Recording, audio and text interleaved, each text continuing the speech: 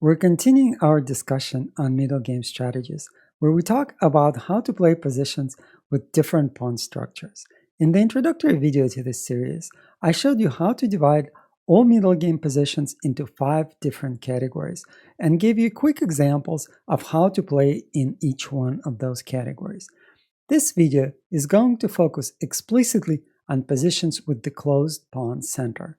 We're going to go over plans for both attacking and defending side, and we're going to look at examples from Grandmaster play from old masters such as Chigorin and Tarrasch to nowadays super grandmasters such as Wesley So and Hikaru Nakamura. Let's start by looking at the pawn structures in positions with a closed center.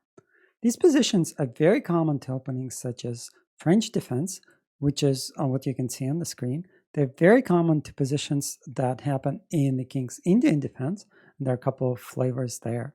They're also common to openings such as Caracan defense and even Ruy Lopez.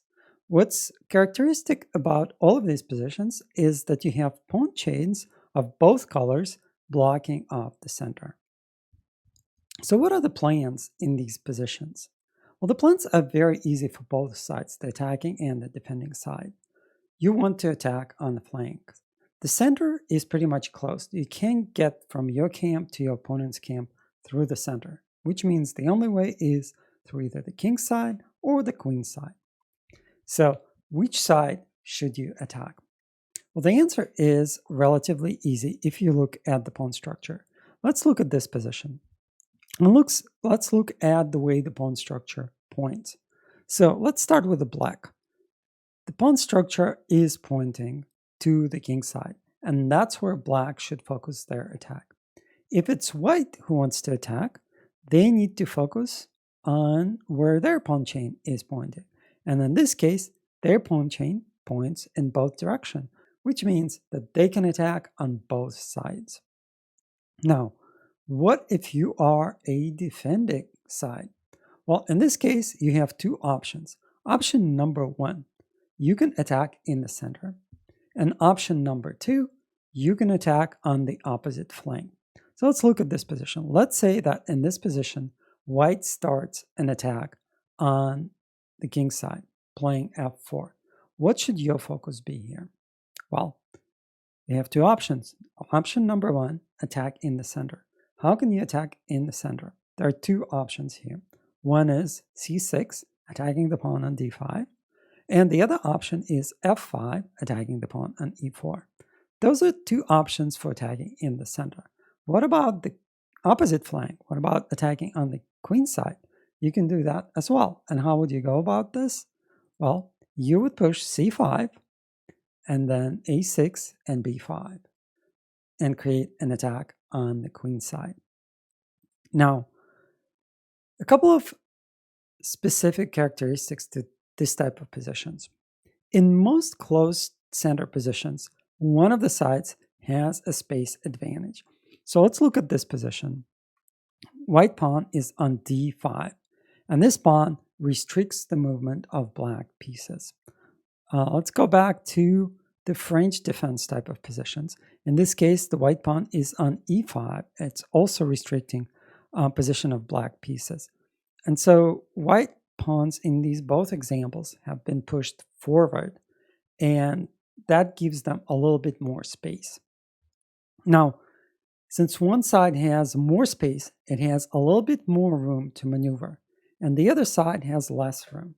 In positions of this type, the side which has less room to maneuver wants to trade pieces. The side that has more space to maneuver wants to keep pieces on the board. Let's start our examples by looking at a game played between two super grandmasters of the 19th century.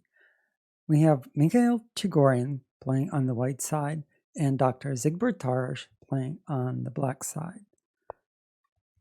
Tarrasch chose to play French defense, and Chigorin, not surprisingly, selected Chigorin variation of the French defense. Both players continued with development of their pieces and attacking the center. And at this point, Chigorin, who played white, decided that he wanted to start an attack on the king side, and he wanted to close the center. So he plays knight c3, provoking black into playing d4, closing the center. This, by the way, this is a very common move that you can see in King's Indian defense, where black plays knight c6, provoking white to play d5. Very similar idea. So after move bishop g5, black played h6.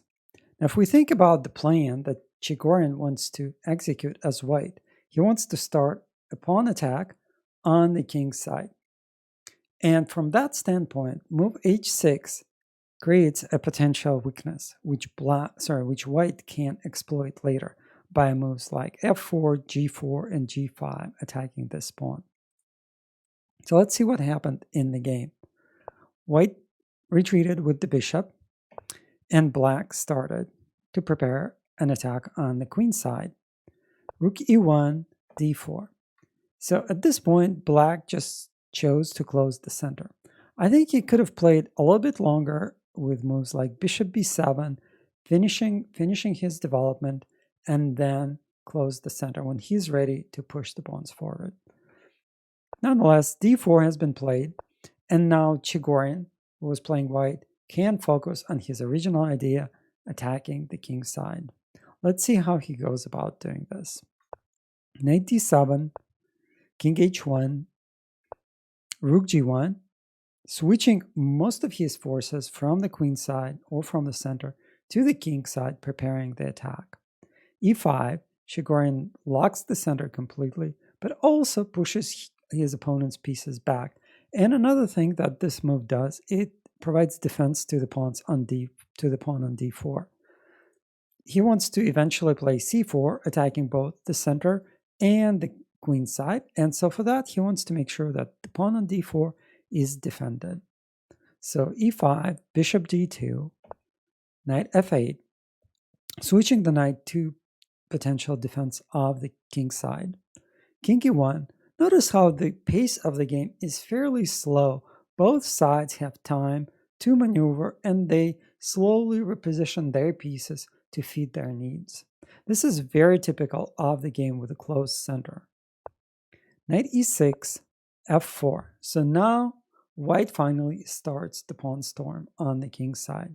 Bishop b7, black finishes his development. f5, chasing the knight away. Knight g5. Knight f2, bringing more pieces to the king's side. Rook c8, queen h5. Now let's think about this move from the standpoint of the plans that we've discussed earlier. The plan for the white side is a pawn storm on the king's side, creating a weakness somehow, or opening up the king and then following it up with pieces.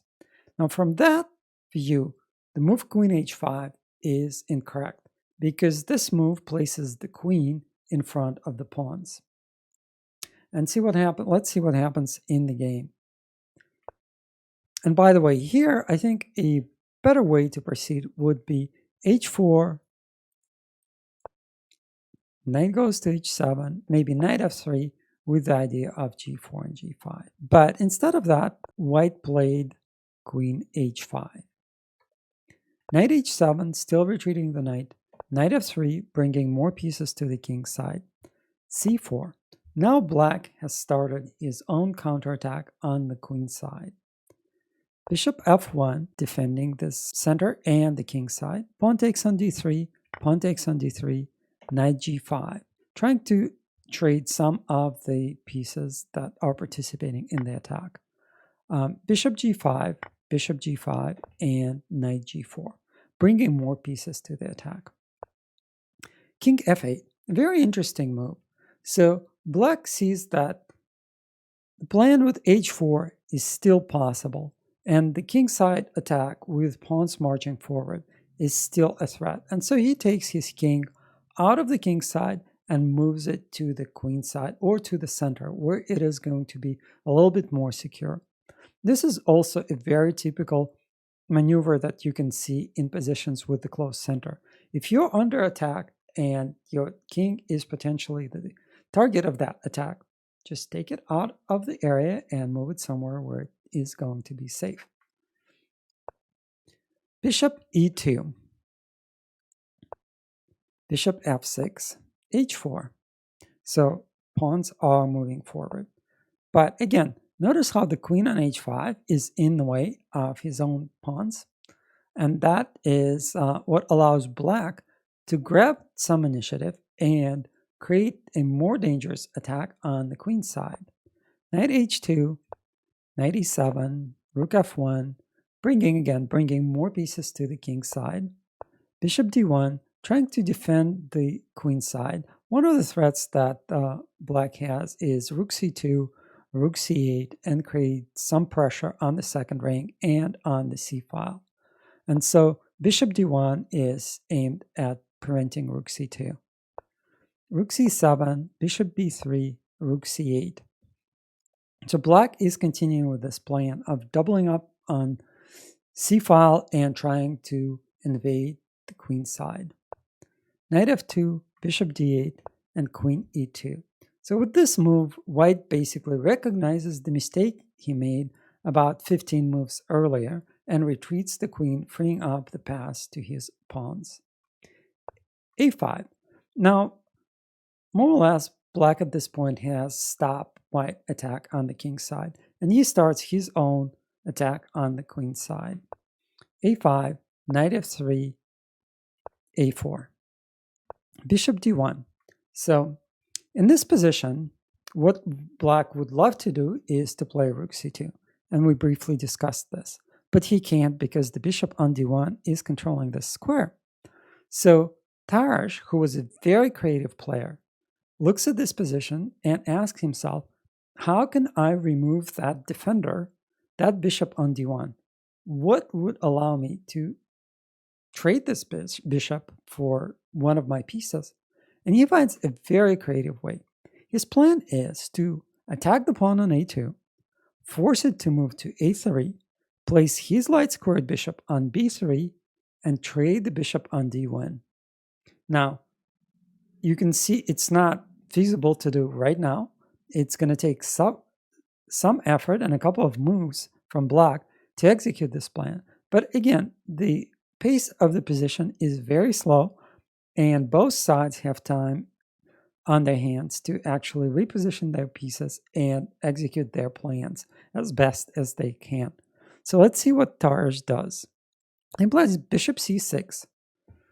Remember how his first part of the plan is to attack this pawn and force it to go to a3. So he finds a very interesting path for the bishop to go to e8, then to f7 and attack this pawn.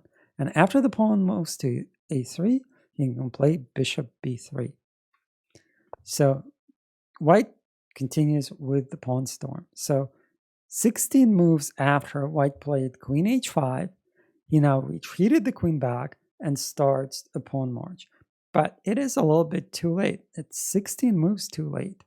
Let's see what happens in the game, and let's see how Tarrasch takes advantage of that slowness of white player.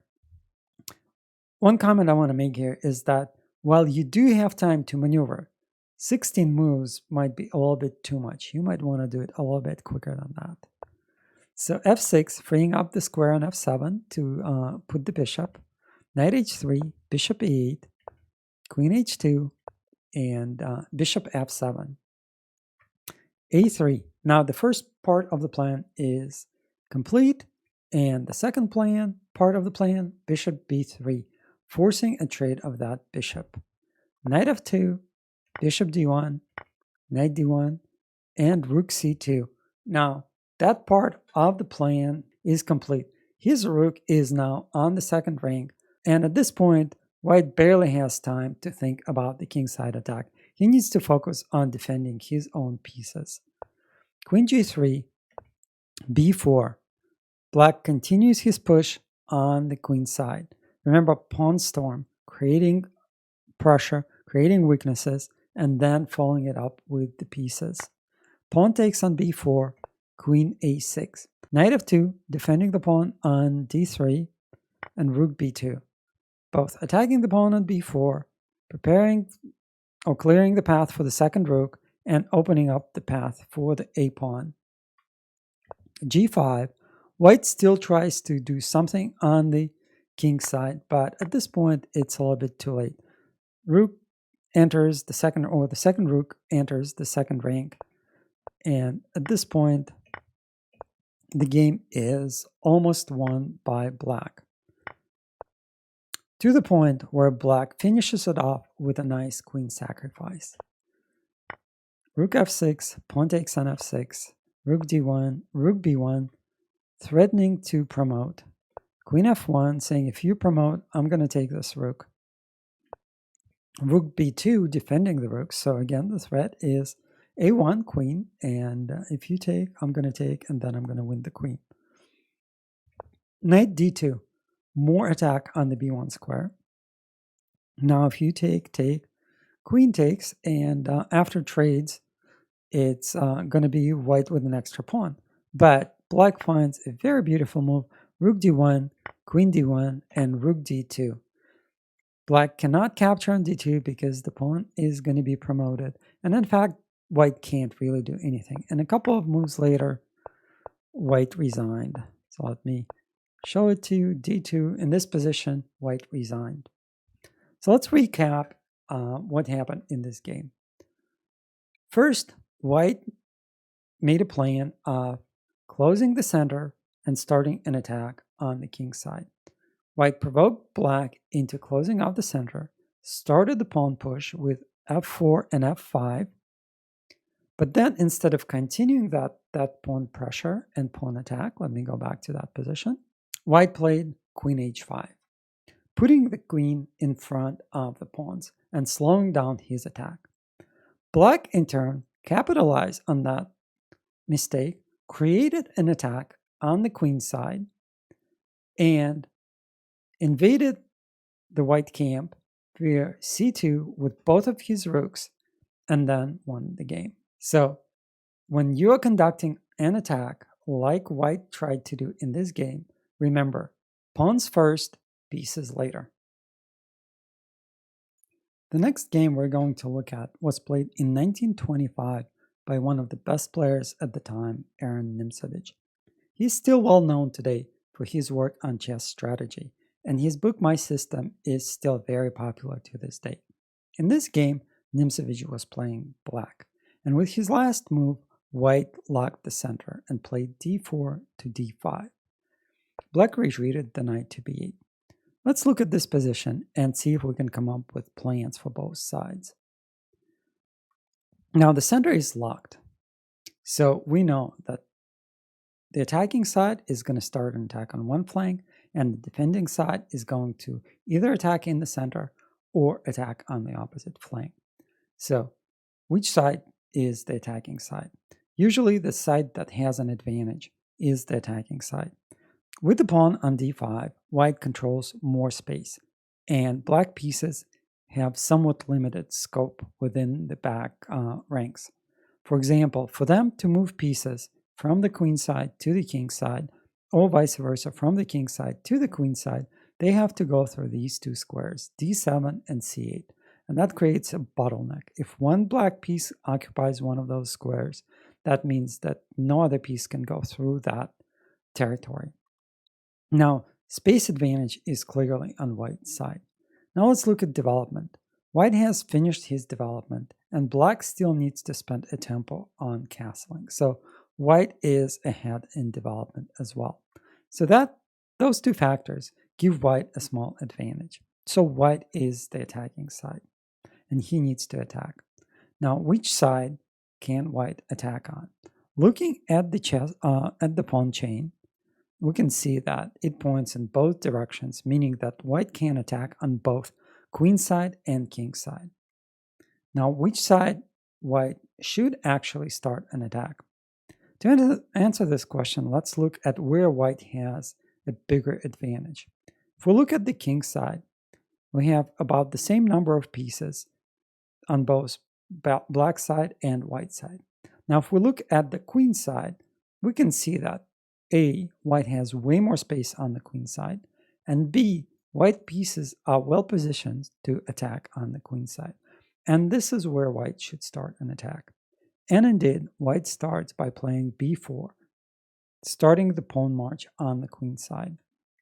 Knight d7, black continues with development of his pieces and also adds to control of the c5 square. This is where the white break is going to come with c4 to c5.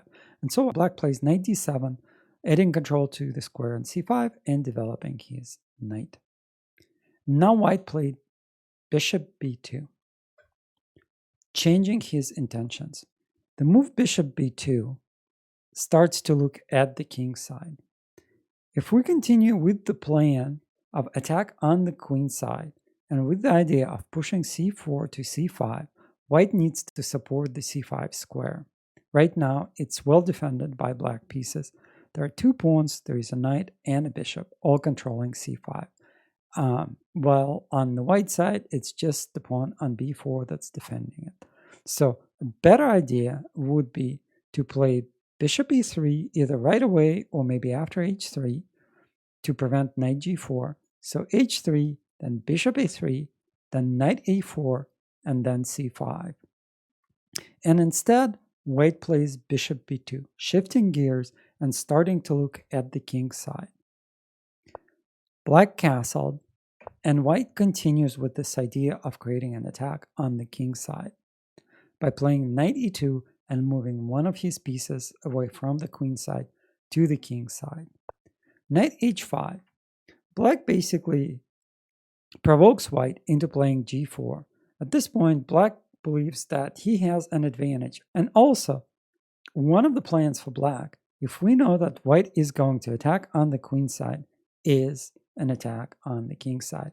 And looking at the pawn structure, at the pawn chain that black has, the attack on the king side is what black should aim at. And indeed, this is where black needs to play. And white's counterplay on this flank with g4 is only going to create more weaknesses for black to exploit. So let's see what happened in the game. White played queen d2, g6, g4. So now black provoked white to create a weakness on the king side. Knight goes to g7, knight g3, more pieces. Again, that knight goes from c3 to e2 to g3 to help with an attack on the king side. c6. So at this point, Nimzovitch switches his focus on attack in the center. That's the best way to meet an attack on the side where it's not warranted. So this move g4 created weaknesses on the flank, and Nimzovitch start exploiting those weaknesses by attacking the pawn on d5. Queen h6, rook c8, preparing the rook to enter the open c file after the exchanges on d5. Rook c8, white is trying to counter that with his own rook. a6, black is playing a waiting game. He is trying to provoke white into creating more weaknesses on the king side by playing h4. Rook d1, rook c7, preparing to double up on c file, shifting the rook on the 7th rank where it can help with the defense of both king side if needed and queen side. h4. Now white pushes forward, creating a little bit more weaknesses. Pawn takes on d5, pawn takes on d5, a couple of trades. Remember, the side that has less space wants to trade pieces. It's going to help them with creating more space for maneuvers. And also, the more pieces you trade, the closer to the end game you are, the more these weaknesses are going to be felt. Knight f6, attacking the pawn on g4. Now, there aren't that many moves to defend this pawn. You can't defend it with the queen because the knight can take on d5. Let me show it to you. By attacking the queen. And you can't push g5 because after knight g4, this queen is trapped. So in order to defend that pawn, the white retreats with one of his knights to h2. King h8, queen e3. Now white retreats the piece back. Knight g8, g5, and f6. At this point, white created so many weaknesses on the king side that it is black who starts an attack there to exploit those weaknesses. f6, knight f3, pawn takes, and bishop c8, switching the last piece from the queen side to the king side. Rook c6, bishop d7. Look at this position. White rook is way away from the king side. This bishop is not clear how it's going to get to the defense of the king. And this bishop as well right now hits his pawn on e4. So needs to go back to f1 to help in the defense. And so in this position, white decided to sacrifice the exchange, hoping that the pawn, the passed pawn on c6, supported by the pawn on b5, is going to give him enough chances to draw. Nimzovitch sacrifices a pawn. The idea of this sacrifice is, after h6, knight e6, is to create an escape square for the king to h7. But it wasn't really needed. He didn't have to sacrifice the pawn. He could have continued his attack. But even with this sacrifice, the attack is very strong. Bishop d8, knight e5, giving up two pieces for the rook. But at this point, the position is very bad for white, and he's just trying to be creative. a5, knight h6, pawn takes on b6, and knight g4, attacking the queen. The queen doesn't really have any squares to go, because anywhere it goes, the b6 pawn is going to fall, and the passed pawns are going to be blocked by this bishop. c7, knight takes queen, and c8, queen. So white promoted his pawn, one of his passed pawns, to the queen. Queen f3, threatening a checkmate. Pawn takes knight, and queen g3. This position, white resigned. So let's recap this game. What happened after the opening was that a position with a closed center was reached. White closed the center. And at that point, white had a small advantage, and a big advantage on the queen side. White started an attack, a pawn storm, on the queen side, but then changed his mind and shifted gears to the king side, where he didn't have any advantage. Black did two things. One, he counterattacked in the center, and two, he forced white to create weaknesses on the king side, where white had no advantage, and then exploited those weaknesses by starting a counterattack on that same flank, and won the game. Now let's look at how Capablanca plays positions with a closed center. In this game, he was playing black. Let's start by looking at the position and trying to come up with good plans for both white and black. Looking at the pawn on c4, we can clearly see that black has some space advantage on the queen side. But black can attack on both sides. Looking at the pawn chain, it points at both king side and queen side.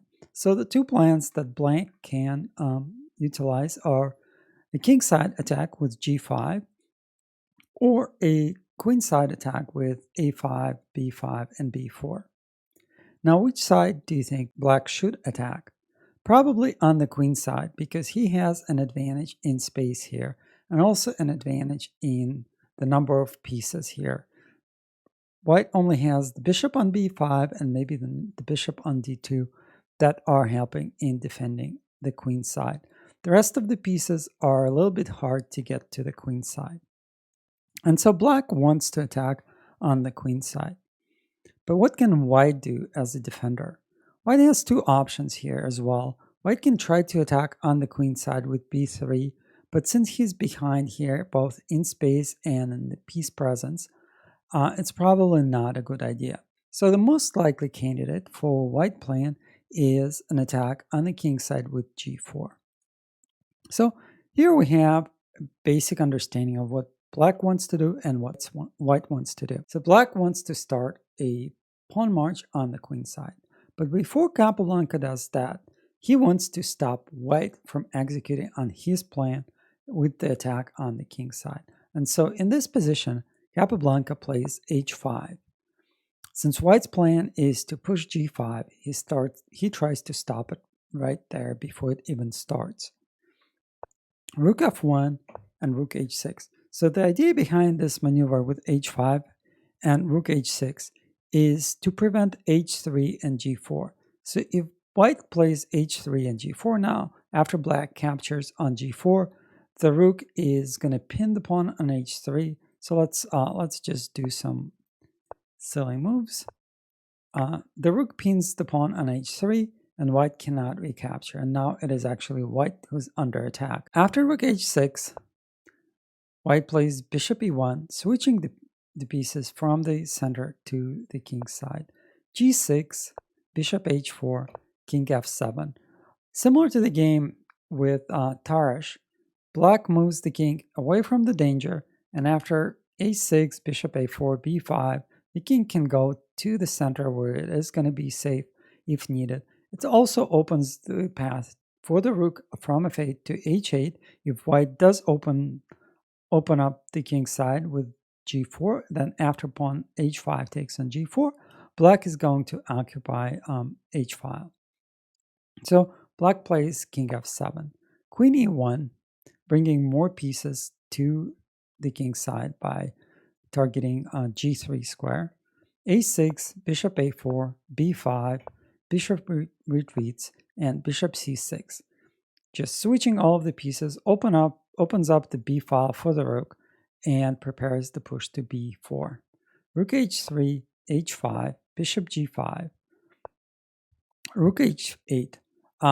White is trying to create some action on the king side, but realistically, without g4, there's nothing that white can do here. And black has positioned himself in such a good way that g4 is not possible. Queen h4, b4. So finally, black breaks on the queen side. King e1. So you can see at this point, white is just struggling to figure out what to do. Just playing back and forth, waiting for black to break through and do some damage. Rook b8, rook f3. At this point, white pieces are going back to the defense of the queen side. a4, rook f2, and a3. This is a very typical maneuver in pawn attacks on the queen side. First, you attack c3 with b4, and then you attack b2, the pawn that supports the pawn on c3. And that creates a lot of problems now for white. b3, pawn takes on b3, bishop takes on b3, bishop b5, an intermediate move attacking the rook on f1, rook to g1, and queen c3. So at this point, black won a pawn, and a couple of moves later, white resigned. Let's recap this game.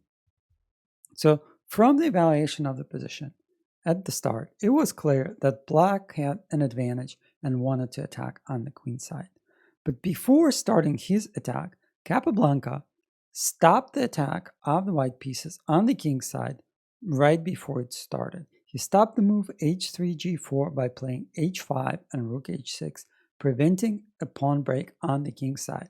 After that, white had absolutely no play on the king side. He was playing back and forth, first moving his pieces to the king side, then taking them back, because without the pawn break on g4, his play on the king side was very unsuccessful. Meanwhile, black started his attack on the queen side, broke through, won a pawn, and then won a game. The opening that is most known for positions with a closed center, which result in a very sharp play where both sides are attacking on opposite flanks, sacrificing material right and left, is King's Indian defense. So I want to show you a couple of games in this opening. The first game was played between Viktor Korchnoi on the white side and Xie Jun on the black side. Viktor Korchnoi was very famous for his strong opinion about King's Indian defense. He believed that it is bad for black, that white had a huge advantage there and always liked to play King's Indian defense on the white side. On the black side, we have Xie Jun, who was a two-time women's world champion, who was also known for her sharp and attacking style. So let's see how these two titans clashed in a King's Indian defense game. So in the position on the board, the last move by black was knight c6. This move puts a lot of pressure on the d4 pawn and provokes white into closing the center by playing d5. And in this case, white did play d5, closing the center. Black retreated to e7. So the plans are an attack on the queen side with b4, c5, or a4, a5, b5. And black is planning an attack on the king side with knight d7, f5, f4, g5, h5, g4, and checkmate. So let's see what he does in this game. Knight e1. The idea for this move, there are actually two ideas. The first idea is to reposition the knight to d3 and support c5 break. The second idea is to prepare for black attack on the king side, and after black plays f5, white wants to be able to play f3, defending the pawn on e4. Knight d7, black continues with his plan, bishop e3, repositioning the bishop on this diagonal where it can do a couple of things. One, it supports c5. Two, it can retreat to f2 after f3 and take part in the defense of the king. And three, it's attacking the pawn on a7. And we will actually see how it comes handy later in the game. f5, f3, f4. So here, one of the disadvantages of the move bishop e3 is that it allows f4 with a tempo, but it gives white some benefits where that loss of tempo was not considered as a bad thing. Bishop f2, g5. So black is ready to march forward and starts his attack on the king. a4, and white does the same on the queen side. h5, a5, knight g6, and knight b5. The idea behind this move is that white hopes that black will play a6, after which white can play knight a7 and trade this bishop on c8. Why does white want to trade the bishop on c8? Well, let's consider a break on the king side. Black plays g4, knight d3, g3, bishop e1. Black plays something, let's say knight f6 and h3. White locks the position on the king side, but this bishop is still on c8, and in the right moment, black can sacrifice on h3, maybe even sacrifice on e4 and play f3. This is a very dangerous position. White plays knight b5, but black is familiar with this and plays knight f6, giving up the pawn on a7, but avoiding the trade of the bishop. Knight takes a7, bishop d7. So at this point, black has sacrificed a pawn to continue the attack. c5. This is what Korchnoi prepared for bishop d7. g4 and c6. If instead of g4, black were to take on a7, white would have played c6 and then either win some material with bishop a7 or capture the bishop on d7. And both of those outcomes are bad for black. So here, instead of taking on a7, black continued with attack by playing g4. But white is playing c6 now. And if black takes on c6, if you don't take on c6, then this bishop is going to be traded. But if you do take on c6, white is going to take on c6 with a knight, and then one of two things are going to happen. Either black is going to trade the bishop for the knight, or move the queen to e8. Black wants to keep the queen on d8 because in many cases it wants to jump to g5 or maybe h4 to help with the attack. And so if white were to take on c6, black would probably trade on c6. But after c6, black decided not to take on c6 and instead pushed g3. But now the bishop on d7 gets traded.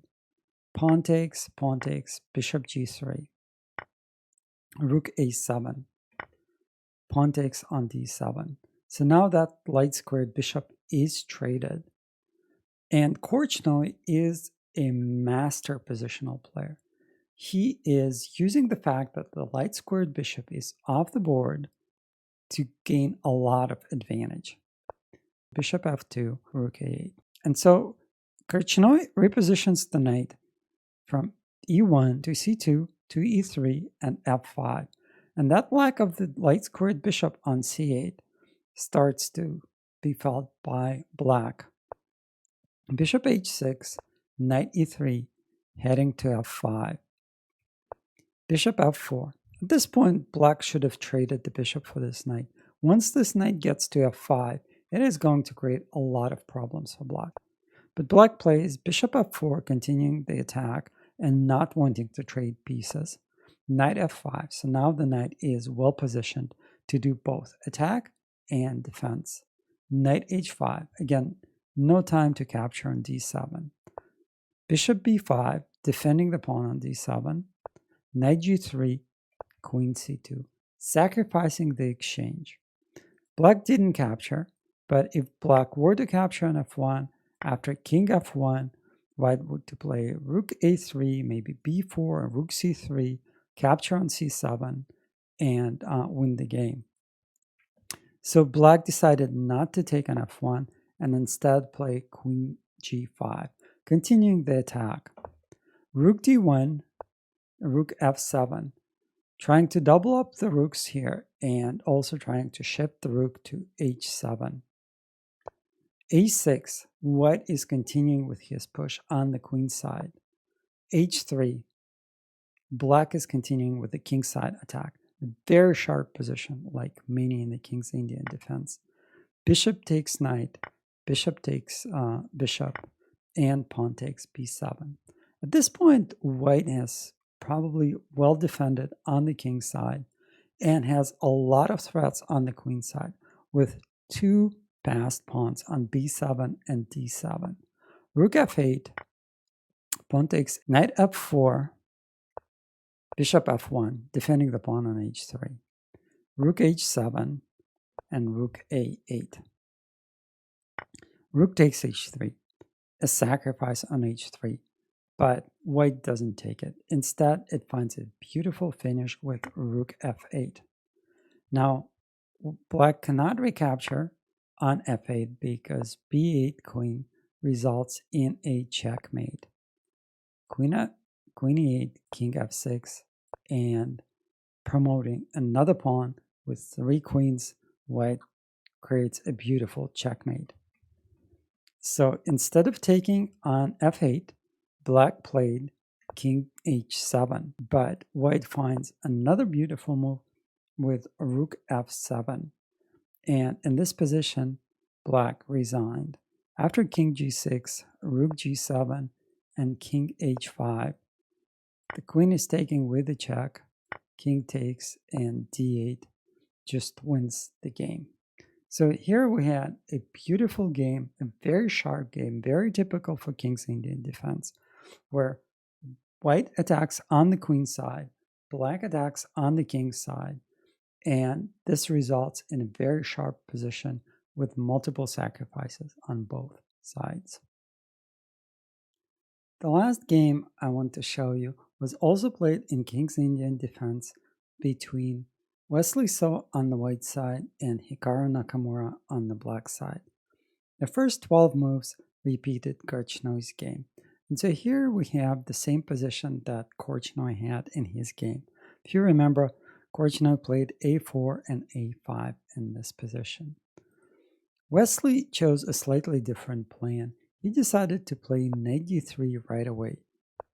Hikaru played knight g6, shifting his pieces from the center to the king side to help with the attack. c5. So Wesley's plan was to push c5 right away instead of preparing it with a4 and a5. Knight f6, Hikaru continues building up his pieces on the king side. Rook c1 and rook f7. This is a very typical move in this type of position. has several ideas. One is to free up the square on f8 for the bishop to defend d6 pawn. The other idea is that after the bishop goes to f8, the rook can go to g7 and support the kingside attack on the g file. And the last idea is to defend the pawn on c7. And not just the pawn, even after it trades on d6, it supports c7 square. And in many cases, white wants to invade the black camp with the rook on c7. And so the rook on f7 is just defending against this threat. King h1. A lot of people criticized this move, saying that it is a little bit slow. But what Wesley is trying to do is anticipating rook g7 and moving the king away from this x-ray from the rook, and also opening up a square for the bishop on g1. h5, full march forward. The pawns are marching and trying to clear up the path for the pieces. Pawn takes on d6, pawn takes on d6, knight b5, continuing with the attack on the queen's side. a6. So here the knight needs to go back to c3 or a3. Wesley chose a3, and Hikaru played a very nice move, b5, basically shutting down this knight. It now has nowhere to go. It goes to c2, also no squares to go. So this position is just bad for the knight. Rook c6, trying to attack on d6, and also double up on c-file and maybe invade on c7 or create some threats on c8. g4, continuing with the attack. Queen c2, queen f8, rook c1, tripling up on the d-file, bishop d7, rook c7. So here's that invasion on c7 that I was talking about. Bishop h6, a very quiet move, repositioning the pieces. The bishop is much better on this diagonal, creating some threats like g3, pawn takes, attacking both the bishop and the rook. And also opening up the 7th rank for the rook to go to either h7 or g7. And same with the queen. Bishop e1, defending against the threat of g3 so that the bishop is not under attack, and white can potentially play h3. h4. So here Hikaru chose the plan that we saw in Capablanca's game, where if you remember, Capablanca was attacking on the queen side. He played in a somewhat symmetrical position. He played b4, attacking the pawn on c3. Then he played a4 and a3. So Hikaru uses the same plan to break down the defenses, but this time on the king's side. Wesley chose to take the pawn on g4. And here's a very beautiful move, f3. Pawn takes f3.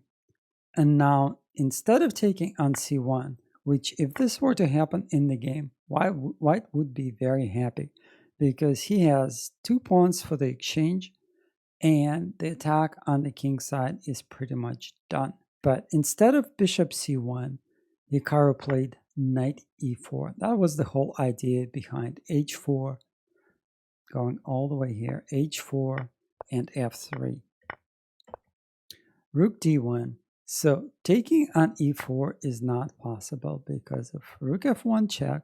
You can't take on f1 because of queen f1 checkmate. So you have to play king g2 and now bishop e3, threatening a checkmate on g1. Bishop f1, h3, king g3. If king takes on h3, then a nice checkmate with queen f3 and bishop g4. So queen h3, bishop, queen f3, bishop g3, bishop g4, checkmate. So instead of taking on h3, king g3, queen takes f1, bishop f2, trying to interfere, and queen g2, checkmate. And so in this position, white didn't take on e4, but instead played rook d1. And here is another blow. Rook takes f3.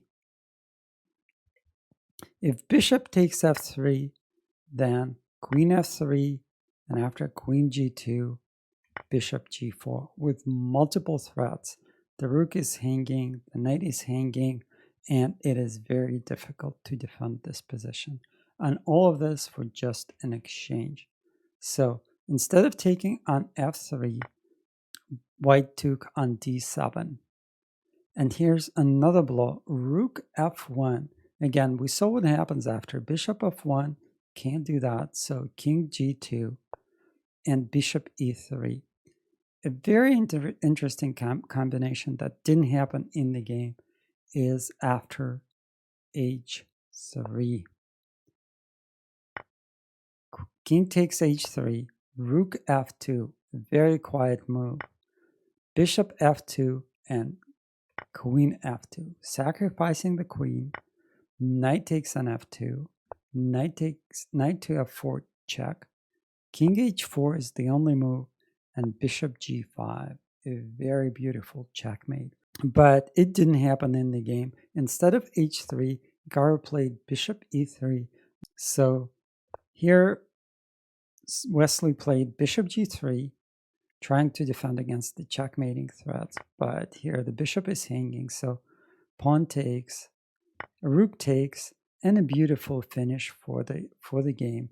Knight h4, king h3, queen h6, g5, knight takes g5, king g4, knight f3, threatening queen h3, knight f2, trying to defend everything and also giving up pretty much everything. Queen h4, there are many ways to win. Hikaru chose the one that is forced with checks. And here, queen g5, checkmate. So another beautiful and sharp game in the King's Indian defense. So here we saw a slightly different outcome from the previous game. In the previous game, Korchnoi conducted a very interesting attack on the queen side and managed to defend against the king side attack from the black. Here, Wesley chose a slightly different plan, and Hikaru's attack on the king side was just crushing. We saw several games in positions with a closed center, from a flawlessly executed positional attack by Capablanca to a very sharp and tactical play by Nakamura. Hopefully these games gave you several ideas about how to play positions with a closed pawn center. If one of them did a better job than others, let me know, leave a comment. If you haven't seen the introductory video where I talk about 5 different types of pawn structures in the center and how to play them, consider watching. The link is here and in the description. This is your first time here, and if you like this type of videos that help you improve your chess, consider subscribing. If you have any other chess-related questions, consider joining my stream. It's a great place to have them answered, and also a great place to play some chess. Thanks again for watching, and I'll see you next time.